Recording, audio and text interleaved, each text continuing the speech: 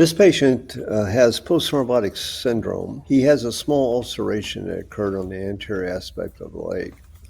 He's had two previous episodes of DVT in the popliteal vein. Both were provoked. He's now on Eliquis. No history of any clotting disorder nor thrombophilia. This patient is on Vasculera, which does seem to help his symptomatology. What's important, as you'll see in this video, the saphenous vein and the few varicosities around the knee provide collateral flow from the lower leg. So it's very important that this greater saphenous vein is preserved. When we're treating refluxing vessels in the lower leg, we want to keep foam out of the greater saphenous vein. Since this is a collateral flow from the lower leg, you can see the vein is quite dilated, but it does not reflux. So this is an interesting case we're going to show you. We're also going to do percutaneous foam sclerotherapy to a small branch over the anterior leg that is directly involved with this small ulceration, as well as do ultrasound-guided injection of the refluxing vessels in the lower calf that are associated with a perforator. You can see some varicosities right here.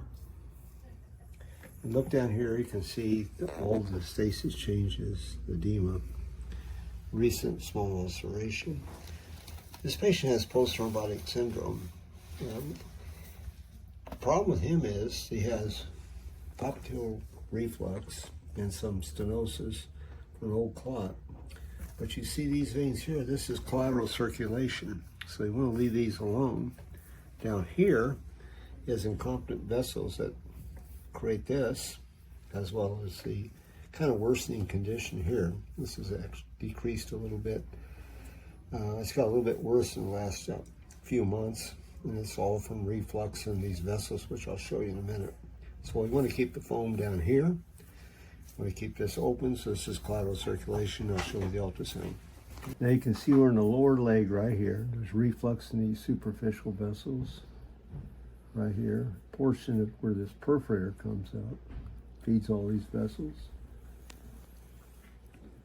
A lot of reflux there. You can see some edema. Now we're going to look up at the top where the varicosities are, the saphenous. This is saphenous vein. I'm compressing, letting go, no reflux. Compressing, letting go, no reflux. So this is collateral circulation. You can see this is a varicosity up here. It also provides some collateral circulation, no reflux. So you want to leave this alone. You don't want to. You can see right here the vein comes back into the saphenous. There's no reflux in the saphenous. This is actually collateral flow. We're going to turn the patient around, look at the back of the leg now. And I'll show you the popliteal.